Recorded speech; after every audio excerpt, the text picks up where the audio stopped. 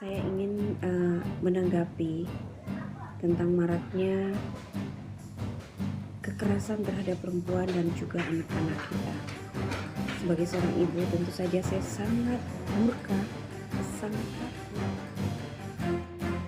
Tentunya menyelesaikan ini untuk menjaga atau memelihara masa depan seorang anak yang akan lahir dari rahim putri kandungnya sendiri atas perbuatan bapaknya. Kekerasan seksual terhadap anak baik itu yang terjadi di Depok maupun di Balaraja dengan pelaku ayah kandungnya, kami dari LPAI menghimbau kepada pemerintah daerah khususnya bagaimana menyelamatkan anak-anak tersebut ya dari trauma yang berkepanjangan. Indonesia geram, murka, atau marah. Tentu saja tidak saja pemberatan hukuman dari berbagai pihak yang mengusulkan dari hukuman mati, seumur hidup, sampai hukuman kebiri. Redaksi Koalisi Anak TV merekam di mana sejak masa pandemik ini 2,5 tahun terakhir, dari himpitan ekonomi, ketiadaan pelampiasan, waktu di rumah yang biasanya di sekolah, ruang bermain atau di tempat lainnya, anak-anak rentan menjadi korban. Masih ingatkah kebejatan ayah di kota Nganjuk tahun 2021 lalu? Tahun 2020 sebelumnya dan awal tahun di kota Depok sampai Balaraja Tangerang. Sosok seorang ayah yang harus jadi panutan, pelindung dan idola sang anak berubah menjadi monster yang meninggalkan trauma bagi anak kandung yang diperkosa hingga hamil 11 minggu. Adopsikah atau ada solusi yang lain? Apakah pemberatan atau hukuman dengan pencabutan kuasa asuh atas anaknya menjadi solusi? Para serikandi tokoh perempuan yang menjadi Angel of Son ikut berkomentar. Assalamualaikum warahmatullahi wabarakatuh. Saya Tira. Saya seorang ibu rumah tangga sekaligus berprofesi sebagai seorang advokat yang tinggal di Kota Makassar. Saya ingin menanggapi tentang maraknya kekerasan terhadap perempuan dan juga anak-anak kita. Sebagai seorang ibu, tentu saja saya sangat murka, sangat takut bahwa ternyata kejahatan itu bukan hanya terjadi di luar lingkungan kita, tapi juga terjadi dalam lingkungan keluarga kita. Saya berharap regulasi terhadap pelaku ini itu diberi ancaman, diberi hukuman yang seberat-beratnya. Kalau boleh, para pelaku ini dihukum mati. Karena efek jera terhadap mereka sang pelaku ini tidak mempan, dan saya berharap kepada pemerintah dan kepada semua yang berkompeten terhadap hal ini untuk lebih bijaksana bagaimana kondisi para korban akibat dari perlakuan para pelaku ini. Saya berharap semoga regulasi yang ada sekarang ini bisa ditinjau ulang dan terhadap para pelaku. Assalamualaikum warahmatullahi wabarakatuh. Selamat siang.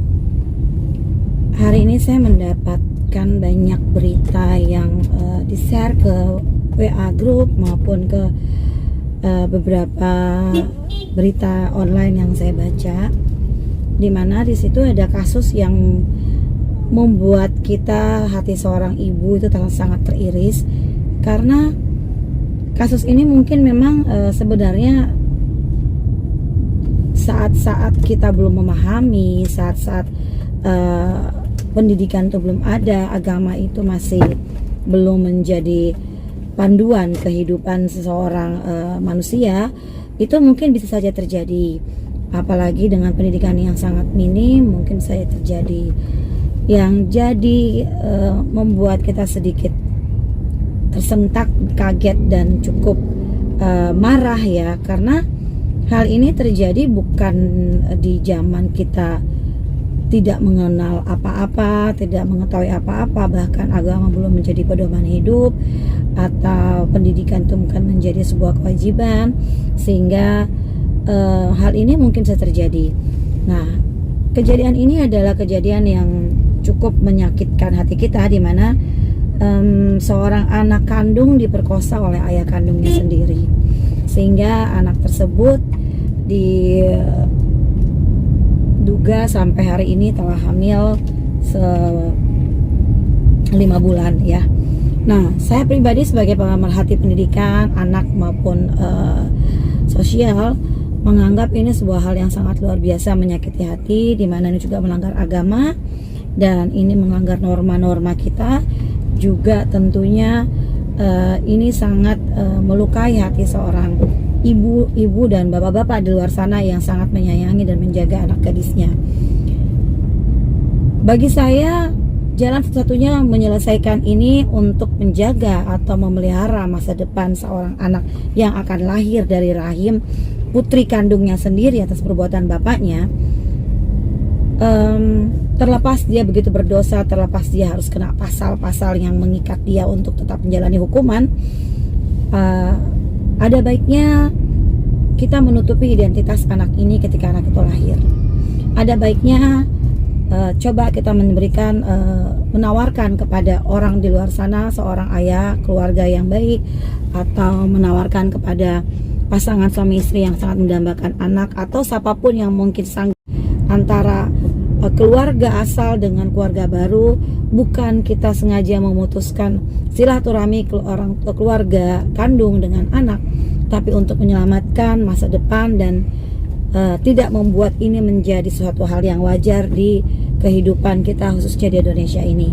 Jadi saya memohon kepada pemerintah untuk mendukung agar anak ini mempunyai masa depan yang cerah. Kekerasan seksual terhadap anak, baik itu yang terjadi di Depok maupun di Balaraja dengan pelaku ayah kandungnya, kami dari LPAI menghimbau kepada pemerintah daerah khususnya bagaimana menyelamatkan anak-anak tersebut ya dari trauma yang berkepanjangan. Salah satunya yaitu menempatkan anak tersebut di shelter atau di tempat yang aman ya, baik itu di keluarganya ya maupun di kerabatnya.